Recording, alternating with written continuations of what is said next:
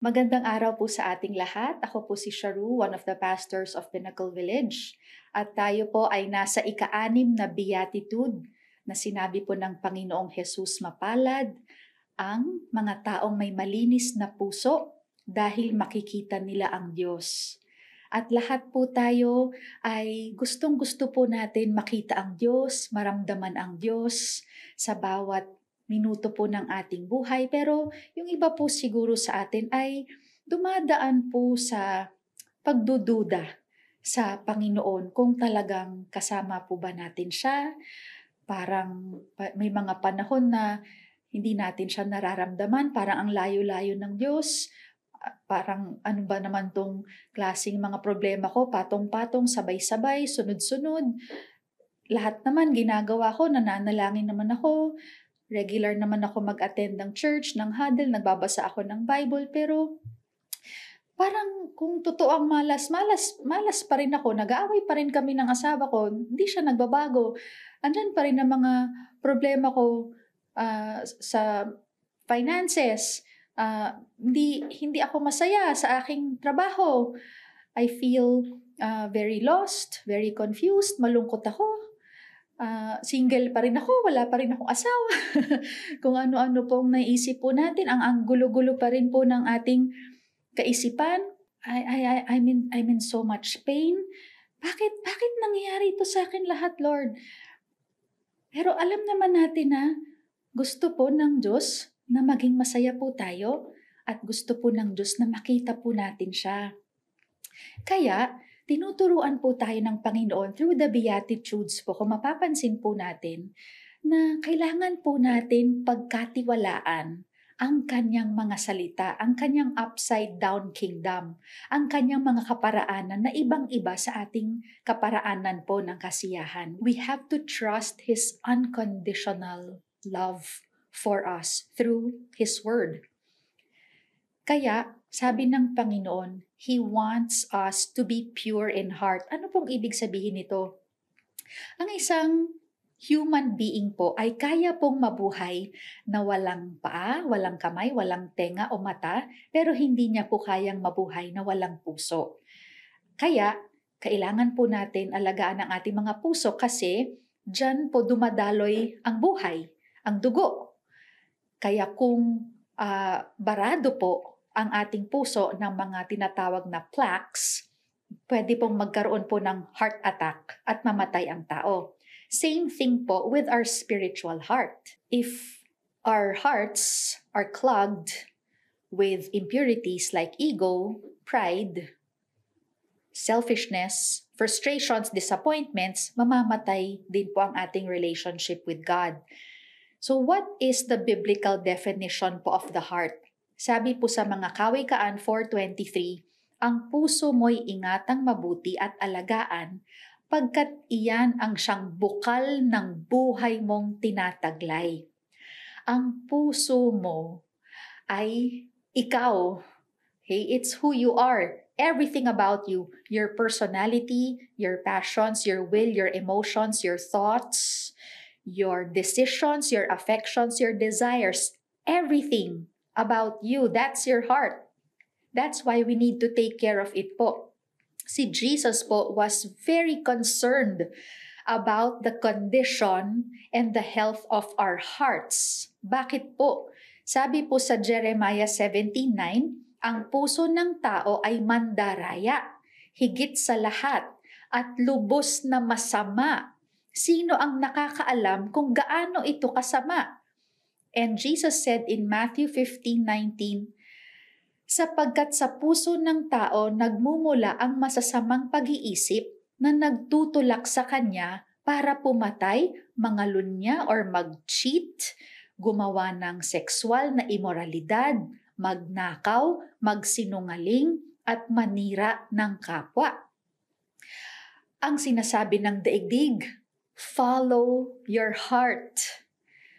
Pero, hindi po natin pwedeng gawin ito. Kasi nga po, mandaraya po ang puso. The heart of the problem is the problem of the heart. What Jesus said was, follow me. Kasi ang Diyos lang po ang ating mapagkakatiwalaan. And God wants to keep our hearts pure. Ano pong ibig sabihin ng pure o malinis sa Biblia? Sabi po ni William Barclay, ang Greek word for pure is katharos. So it means clean, na parang yung madumi mong damit ay nilabhan at sobrang linis at bango.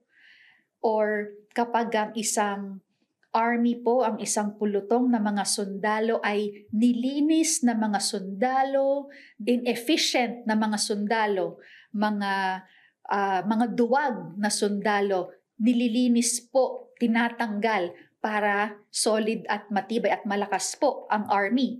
Or ang gatas na walang halong tubig. Okay? Hindi po malabnaw or ginto or any metal po na walang dumi. So, God wants po our hearts to be unmixed, unadulterated, or unalloyed. Meaning, we have singleness of devotion, singleness of loyalty, and faithfulness to God. Walang ibang Diyos, kundi siya lang. Hindi ang sarili, hindi ang daigdig, hindi ang material na bagay, hindi pera, hindi tao ang nangunguna sa atin, kundi ang Diyos lang. Walang ibang halo. Sabi po sa Santiago 4:8, kayong mga nagdadalawang isip, linisin nyo ang inyong puso. And Jesus had to rebuke po the Pharisees, ang mga very religious scholars po, religious people, kasi po they were double-minded or mga ipokrito po sila. Sinasabi nila na sumusunod sila sa Diyos. They do public religious performances. Sinusunod po nila ang batas to the dot. Pero malayo ang puso nila sa Panginoon. Very disconnected po sila sa Diyos. Sinabi ng Panginoong Jesus sa kanila sa Lucas 16:15, nagbabanal-banalan kayo sa harap ng mga tao, pero alam ng Diyos kung ano talaga ang nilalaman ng inyong puso. Wala po tayong maitago sa Panginoon. Purity, friends, it's not just external performances po. Hindi lang po yung pakitang tao. Yung pag-attend po ng church, or pagbasa ng Bible, pag-pray in public, or iyak-iyak po tayo. Kita po ng Diyos ang atin po mga puso. Wala po tayong maitago sa Kanya. Kita po niya kung nagbabago po ba talaga tayo o hindi. Kaya hindi po sinabi ni Jesus na blessed are the pure in action or blessed are the pure in speech. What He said was blessed are the pure in heart. It's what's inside po that matters. If we quickly look at David po, nung inutusan po ng Diyos si Samuel, one of the prophets po, na hanapin po, bansagan ang susunod na hari po ng Israel na si David, ay ang nakita muna ni Samuel ay si Eliab, ang kuya ni David. Pero sabi ng Panginoon kay Samuel sa 1 Samuel 16:7, huwag mong tingnan ang tangkad at ang kakisigan niya dahil hindi siya ang pinili ko. Hindi ako tumitingin na gaya ng pagtingin ng tao. Ang tao'y tumitingin sa panlabas na kaanyuan, ngunit ang tinitingnan ko ay ang puso.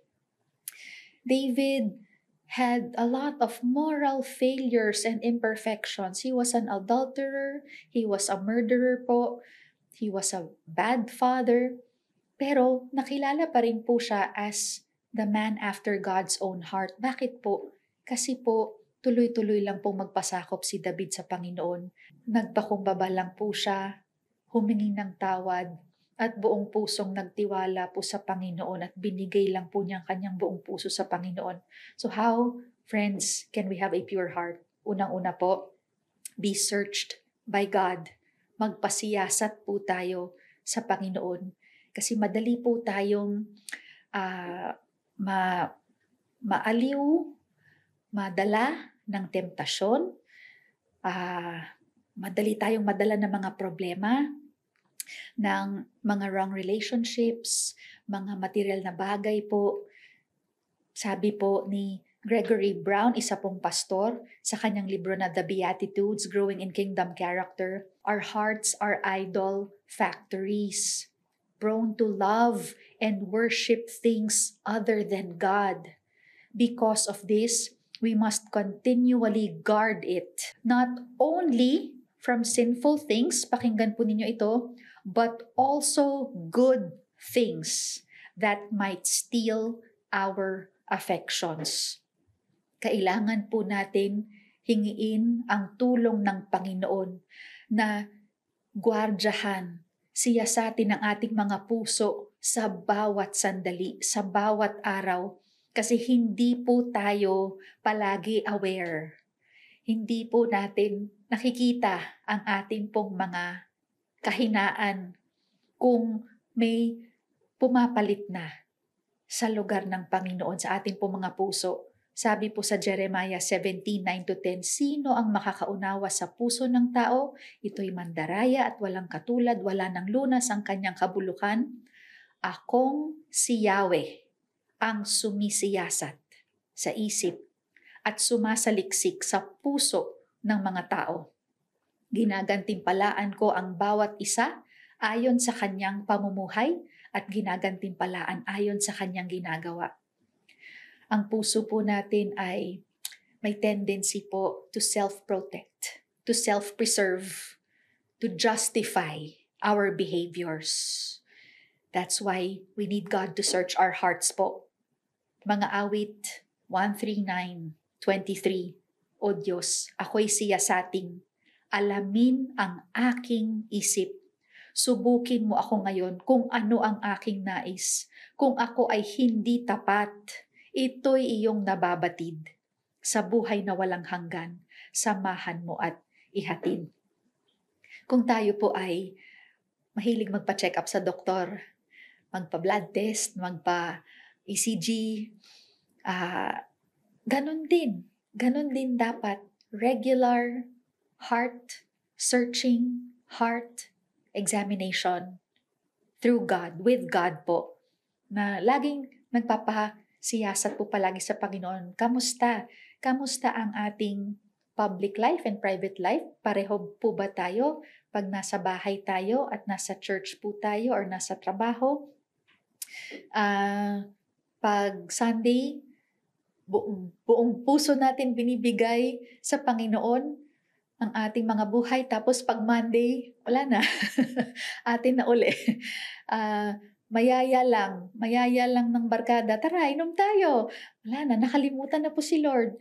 Or kung marinig po kaya ng tao ang ating mga iniisip, mabibless kaya sila.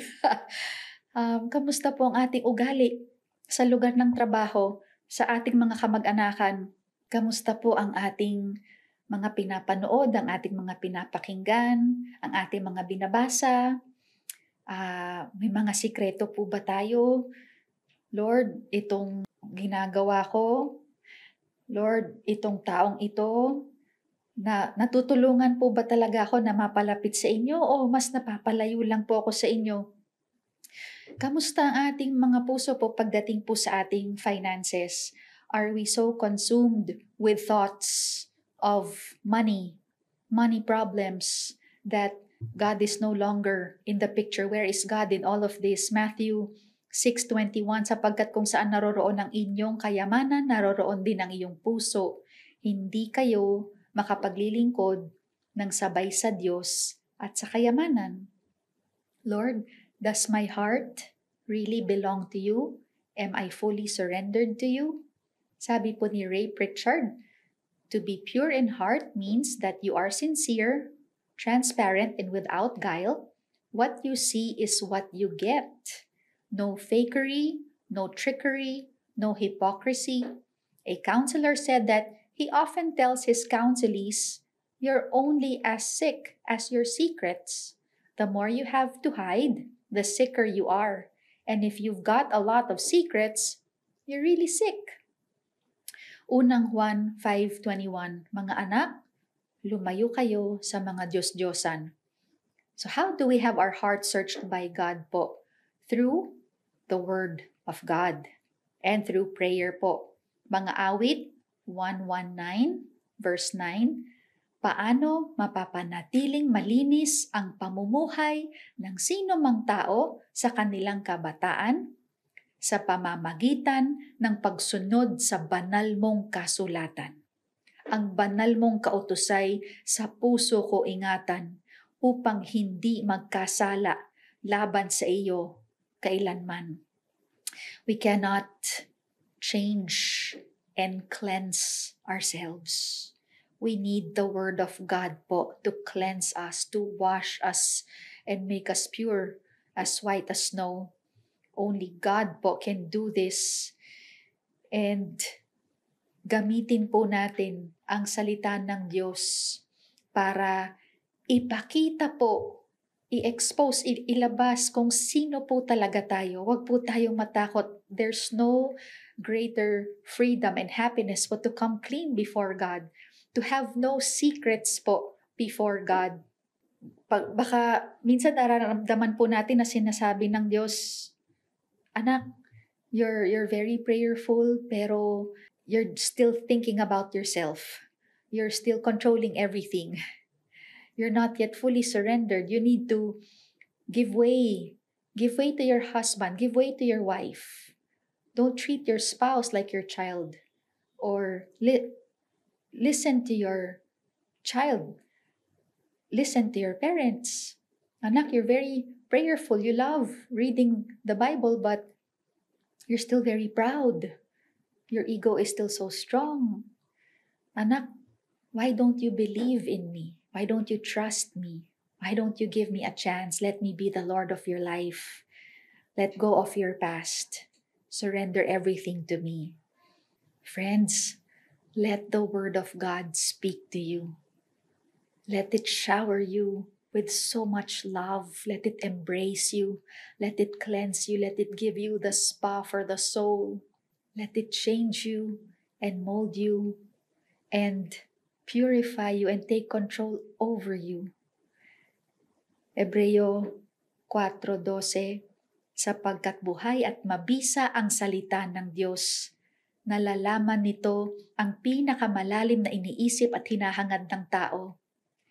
Develop the habit of not just reading the Word of God every day, but letting the Word of God soak in you and master you and consume you po the whole day. Let it refresh you. Develop the habit of asking God first, consulting with God first before making any decision po, before making any plans. Pagising pa lang sa umaga, Lord, speak to me. Manguna kayo, inaalay lahat ng mga plano sa inyong harapan. Take control of this day. Be the God of my day. And just trust God po. Follow God. Let God search your heart. Let your wellspring of life be refreshed. And pangalawa po, be sold out to God. R.T. Kendall po, in his book, The Sermon on the Mount, said, purity of heart means that the person is totally sold out to God. There is no rival spirit within this person, as if he cannot decide whom to follow. His mind is made up. This person is virtually untouchable by the lure of money, sex, or power. Such a person will not likely give in to being bribed, flattered, or tempted into sinning. To be sold out to God is to be all in for Him and to go all out for Him, to follow Him and no longer ourselves, to fight for integrity, honesty, and sincerity. Wala na pong tinatago na kahit anong bahid para sa sarili. Not 1% of us will prevail. 100% totally committed to God. In the amplified version po of Matthew 5:8, blessed anticipating God's presence. Spiritually mature are the pure in heart, those with integrity, moral courage, and godly character, for they will see God. Dahil nandito pa po tayo sa lupa, ay we are still surrounded po by trials and temptations, by the allures of this world. Yun nga po, kapangyarihan, money, sex, prestige, power, position, self-promotion. Kaya po, sadly, may mga Christians po na kulang pa po sa pundasyon, sa pag-uugat sa kanyang mga salita, sa pag-uugat sa pagpapasiyasat sa Panginoon, kaya madali pong bumigay at bumitiw, mga lumalabnaw po. Kaya minsan, nalilabel po ang Christian na ipokrito or double-minded po. We are labeled as judgmental. Yun, sinasabi natin we're Christians pero ayaw natin magpatawad, madali pa rin tayo magalit, mahilig pa rin po tayo magreklamo. Inconsistent po ang ating sinasabi sa ating pamumuhay. Sadly din po, there are also pastors now all over the news na nawawala na rin po sa kanilang panawagan dahil po sa mga immoral issues. Kaya all the more po, pinapaalala po sa atin ng Diyos na gwardyahan po natin ang ating mga puso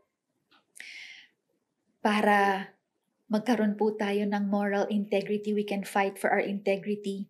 We will still make mistakes po. Ayaw po natin, but we are still here in this fallen world. We're just doing our best po.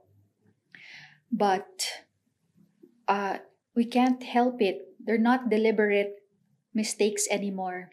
We may still lie to our spouse or snap at our children, or we may still be consumed by anxiety, consumed by financial problems. We may do stupid things because of our loneliness. We may be tempted to make decisions po that are outside of God's will. We may have lustful thoughts or check out porn, or we may curse. We need to continue to fight the good fight of faith.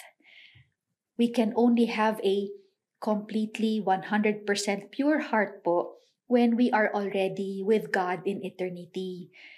But we are on our way there through the sanctification of God, and God is helping us. So how can we be sold out to God po? As we guard and examine our hearts daily, we let our hearts be searched by God moment by moment. Gusto po natin i-develop yung constant state of being poor in spirit, constant state of mourning, of meekness, of hungering and thirsting for righteousness, of mercifulness, and of acknowledging and confessing our mistakes before God and repenting of our failures po. We need to regularly ask for forgiveness. Sa unang Juan 1, verse 8, kung sinasabi nating wala tayong kasalanan, dinadaya natin ang ating sarili at wala sa atin ang katotohanan.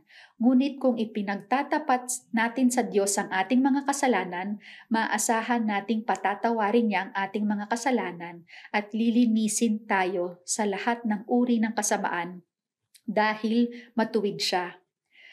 Kapag hindi po tayo nangumpisal at humingin ng tawad sa Panginoon, titigas po ang ating puso at unti-unti po tayong mapapalayo sa Kanya. Ayaw po natin nun. Lalo po natin siyang hindi makikita at hindi mararamdaman, lalo po tayong lulungkot. Kaya tuwing magkakamali po tayo, ay naway maging automatic response po natin ang lumapit lang po muli sa Panginoon. Hindi po niya tayo sasawayin, mas yayakapin niya po tayo. Hingi lang po tayo ng kapatawaran niya, hingi lang po tayo ng tulong niya na wag na pong ulitin iyon at itama ang mga bagay na kailangang itama. matuto sa ating mga pagkakamali, bumangon pong muli, lumapit po sa Panginoon, lumapit po sa iglesia, paghingi po ng tulong sa iglesia at sa krus ng Kalbaryo. Having a pure heart po kasi does not mean that we have a perfect heart. Having a pure heart, being sold out to God, means po that we are more aware of our sinfulness, and we are also more aware na anak ako ng Diyos, mahal ako ng Diyos. Yun po yung importante, na mas gusto mo lang siyang mahalin, to love God with all your heart. Wala na pong natitira para sa sarili. To intentionally, regularly ask God to keep our hearts pure. Salmo 86:11, Panginoon, ituro niyo sa akin ang inyong pamamaraan at susundin ko ito ng may katapatan. Bigyan niyo ako ng pusong may takot sa inyo. Hinihingi po ito palagi sa Panginoon. Mga awit 51:10, isang pusong tapat sa aking likhain. Bigyan mo, O Diyos, ng bagong damdamin. The heart is who you are. That is yourself. That's why we need to give our whole self to God. Don't keep anything for yourself po. Sabi po ni Thomas Watson, a Puritan preacher, the heart must especially be kept pure because the heart is the main seat or place of God's residence. Therefore, it must be pure and holy. If the body is the temple of the Holy Spirit, then the heart is the Holy of Holies. Take care not to defile the room where God is to come. Let that room be washed with holy tears. The heart sanctifies all we do. If the heart is holy, all is holy. Our inclinations and our duties will be holy. The heart is the spring of all our actions. Let us keep this spring from poison.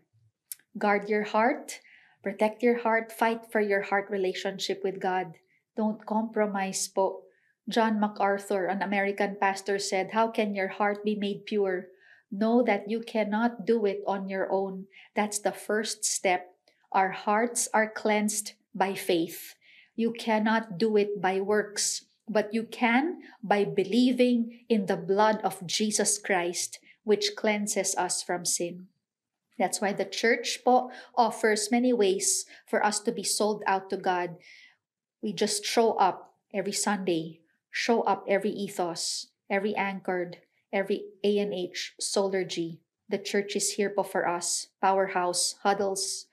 One mom shared with me po that she's very grateful to PV kasi sabi po niya na without PV and everything that church is offering, she will feel so lost po. We live in a world today po where purity is unpopular. It's easier to follow the heart. So what do we get? Is it all worth it? What do we get by keeping our hearts pure? What is our reward for being faithful to God when others are not faithful? When others continue to live the lives that they want, to continue to cheat, lie, steal, live selfish lives, is keeping our hearts pure worth it? That's a big definite yes, because we get to see God po. And seeing and knowing God is our greatest and highest good. Sabi po sa Salmo 24:3-5, sino ang karapat-dapat umakyat sa bundok ng Panginoon at sino ang maaaring tumungtong sa kanyang banal na templo? Makatutungtong ang may matuwid na pamumuhay at malinis na puso, ang hindi sumasamba sa mga Diyos-Diyosan at ang hindi sumusumpa ng kasinungalingan. Pagpapalain siya at ipapawalang sala ng Panginoon ang Diyos na kanyang tagapagligtas. Hindi po madali magturo about a pure heart. I became a Christian po when I was 8 years old. But I had no one to guide me and disciple me, so wala po akong huddle. So I lived a double life, a double-minded life po. I was a goody-goody, self-righteous, toot girl on the outside, but deep inside po, I was living the life that I wanted. I read the Bible, I prayed, I loved God. I went to church every Sunday, but I still followed myself. I followed my emotions, had the wrong lifestyle, entered into wrong relationships, was very judgmental, very mayabang po, until God's love just kept running after me. That's why I knew I met Him when I was 8 years old. Hindi po niya ako binitawan all those years. I met Him again when I was 22, and then I met Him again at Pinnacle Village. I knew that His hand was with me the whole time po. How He had to break up wrong relationships because I could not do it myself. I couldn't understand it at first. All the pain that I went through from one betrayal to another, I couldn't understand it, but if it had not been for God, I would still be so lost. Hindsight na lang po na makita po ang kamay ng Diyos until today.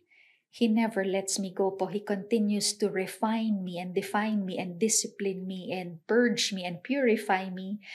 How He carefully takes out all the impurities. It's very, very painful po. Like sandpaper on my skin. But I have never felt more loved. And I see Him working in me. I see God when He disciplines me. I see God in my lowest and in my highest. I see God in my pain and in my joys. That's inside out. And we just have to offer all our emotions to God po. Our prayer, my personal prayer, St. Paul's prayer, Efeso 1:18, ipinapanalangin ko rin na maliwanagan ang inyong puso at isipan para maunawaan nyo ang pag-asa na inilaan niya sa atin. May mga mata po ang ating mga puso at gusto po ng Diyos na makita natin siya, hindi ang mga sirkumstansya. Okay? What matters is not what happens to you. What matters is what you see, what your heart sees po. What do you see? Because your reality is not what happens to you, but your perception of your reality po. If all you see is pain, if all you see is problems, if all you see is complaining, negativity, the offense done to you, it's because that's what you are carrying in your heart. What you see is what you carry in your heart. That's why you need to offer your heart to God. And you have to have your heart searched by Him and be cleansed and washed by Him so that you begin to see God in all your circumstances. We want to see God in our pain. You notice there are people po na kahit anong bigat ng buhay at problema nila, nakangiti pa rin po sila, sumasamba pa rin po sila sa Panginoon. Hindi po sila nagpapadala sa sirkumstansya.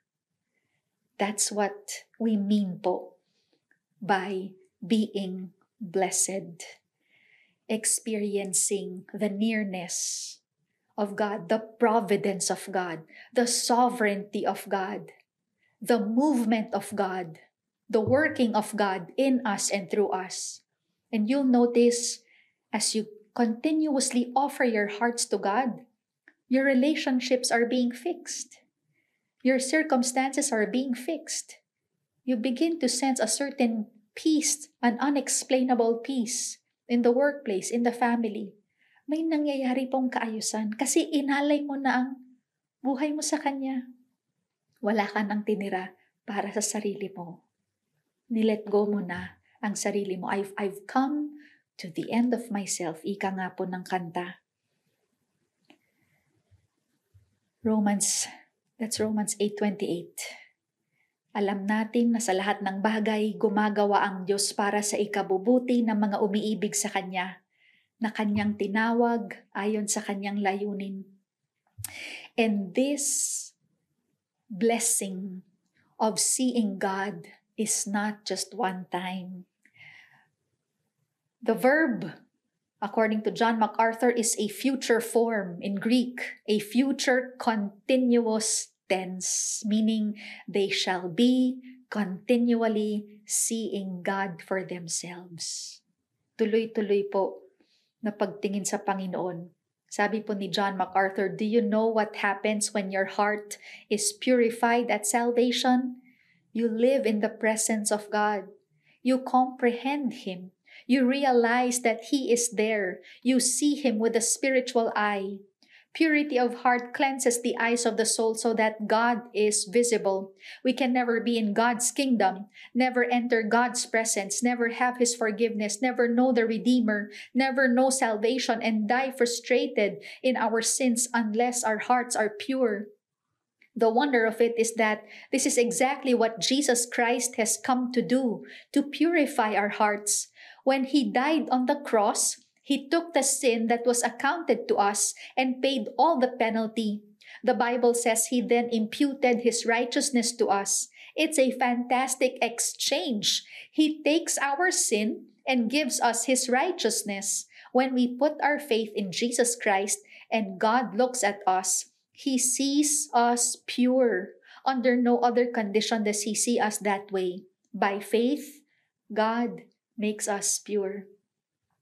When our hearts are pure po, we see God in everything, in everyone, and everywhere.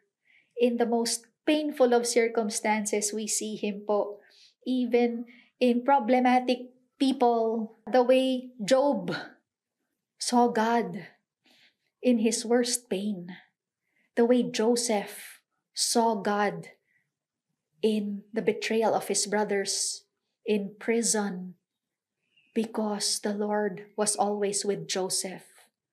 And the Lord is always with us po.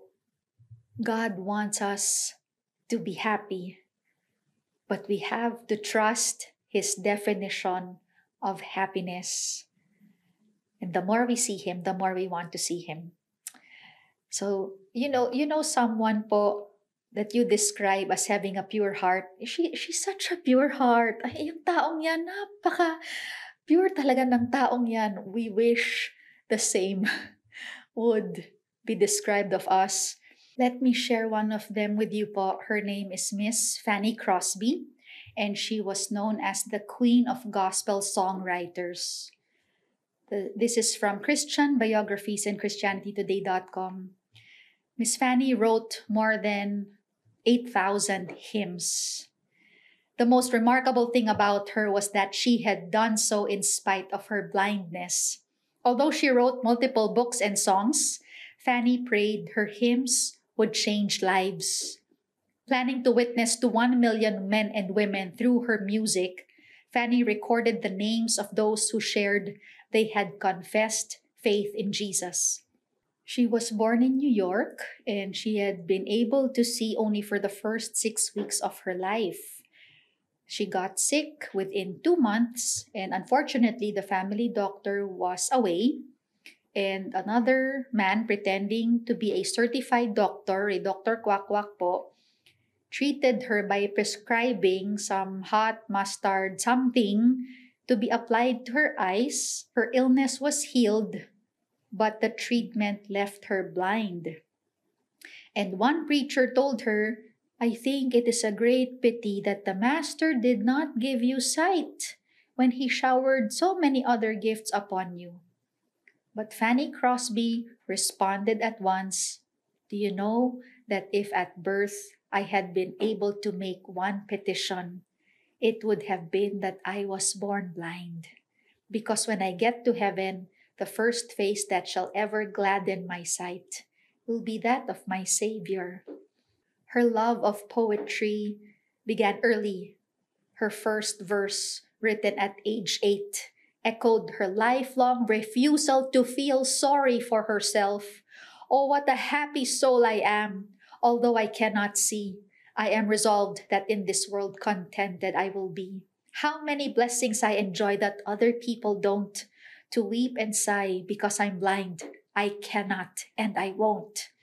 While she enjoyed her poetry, she zealously memorized the Bible. She said it was Grandma who brought the Bible to me and me to the Bible.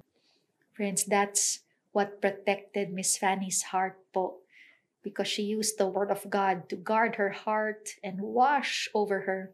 She said, I feel 100 hymns in my head. The Lord has given me a purpose in my life. Incredibly, Miss Fanny composed 6 or 7 hymns a day.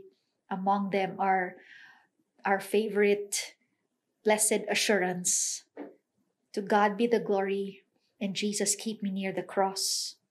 Fanny Crosby has tasted and seen that the Lord is good and desires others to enjoy the same bountiful feast.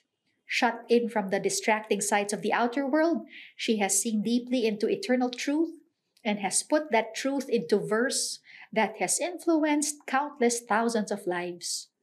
During the last years of her life, Miss Frances Ridley Havergal kept up a correspondence with Fanny Crosby, though they never met. And Miss Havergal wrote these lines in admiration of Miss Crosby for her spiritual insight, her resignation, and her consecration. She wrote, How can she sing in the dark like this? What is her fountain of light and bliss? Her heart can see, her heart can see. Well, may she sing so joyously, for the King himself in his tender grace has shown her the brightness of his face. And to reveal the purity of heart of Miss Fanny, she said, I have not for a moment in more than 85 years felt a spark of resentment against the doctor, because I have always believed that the good Lord consecrated me to the work that I am still permitted to do. God will answer your prayers than you think.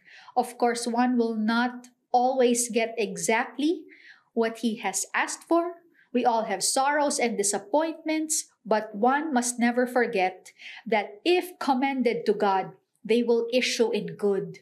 His own solution is far better than any we could conceive. It seemed intended by the blessed providence of God that I should be blind all my life, and I thank Him for the dispensation. Blindness cannot keep the sunlight of hope from the trustful soul. One of the easiest resolves that I formed in my young and joyous heart was to leave all care to yesterday and to believe that the morning would bring forth its own peculiar joy. Friends, to see God is our highest good. Jeremiah 29:13, kapag hinanap ninyo ako, ako'y inyong matatagpuan, kung buong puso ninyo akong hahanapin. Gregory Brown said, to grow in purity of heart, we must continually think on eternity. Yan lang po ang hinihintay po natin. Someday, we will see God face to face po. We cannot wait. We will see God with our very own eyes in heaven, and there will be no more impurities, no more pain, no more suffering. What a glorious time that would be. And so while we are still here on earth po, He still wants us to see Him. He's available to us. Let's continuously give our whole hearts to God. Let's respond po with this song, really respond, and ask God to purify our hearts.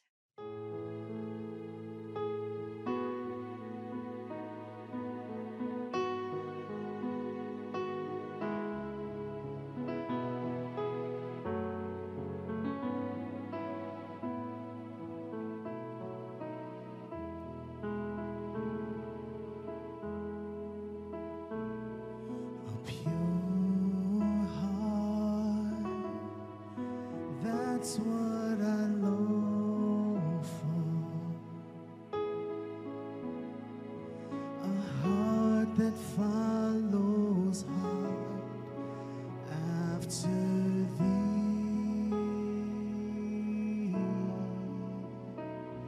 a pure heart. That's what I long for.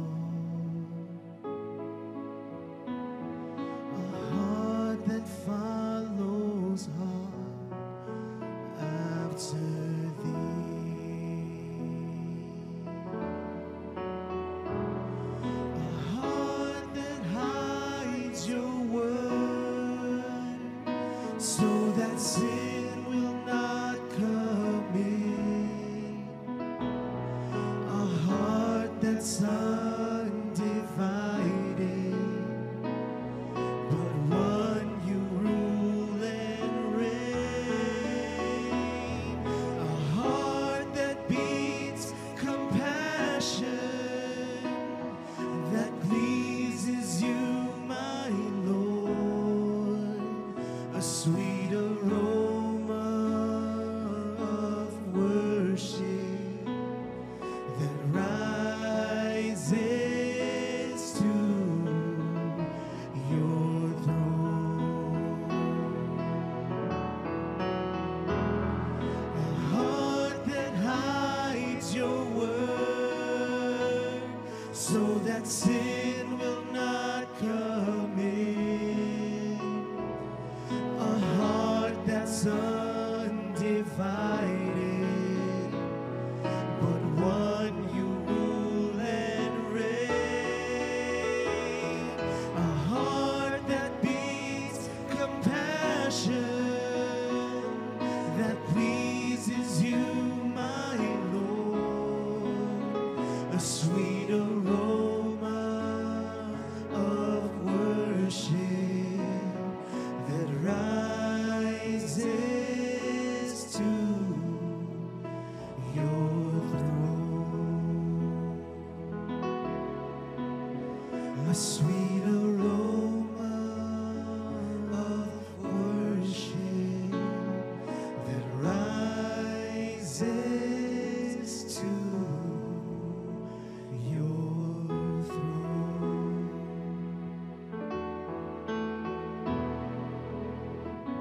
Teach me your ways, O Lord my God, and I will walk in your truth.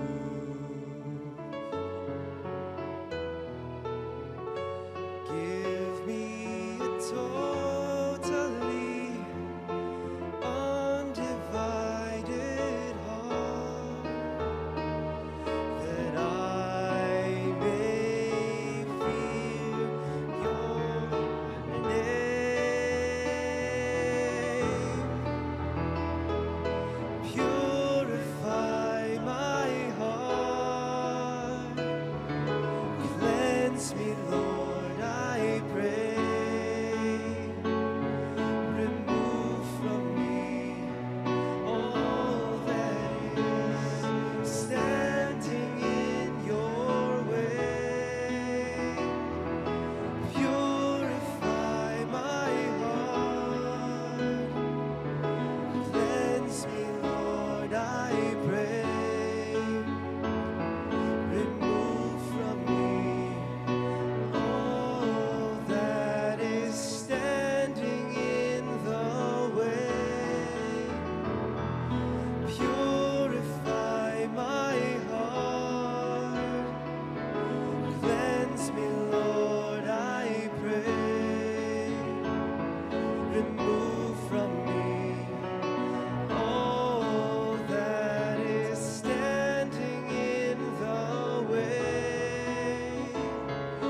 Purify my heart, cleanse me, Lord, I pray.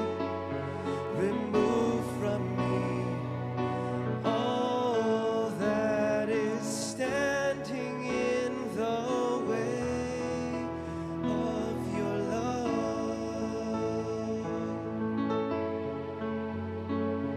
Remove from me all that is standing in your way of your love.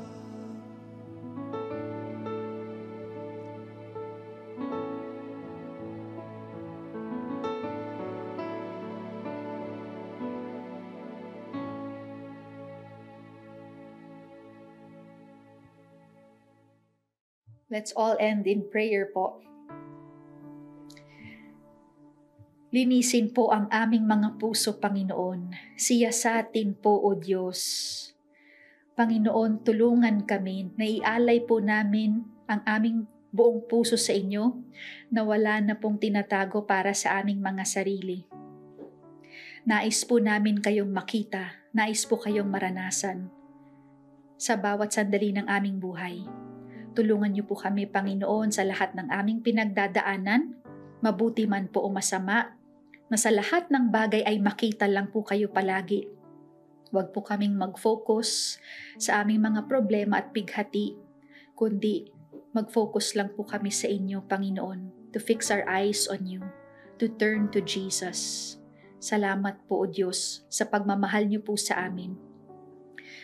At salamat din po, Panginoon, sa pribilehiyo po na makapagbigay po ng aming mga ikapo at handog ng pagmamahal. Gusto po namin gawin ito, hindi po para sa panlabas na anyo, pero dahil gusto po namin ang aming mga puso ay konektado po sa inyo. Salamat po sa pribilehiyo, Panginoon.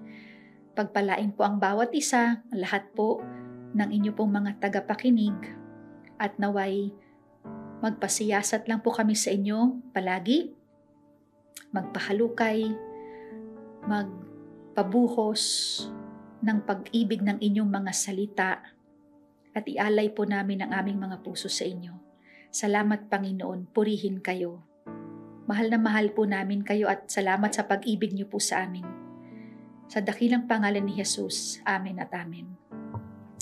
Maraming salamat po, Pinnacle Village. God bless your week po.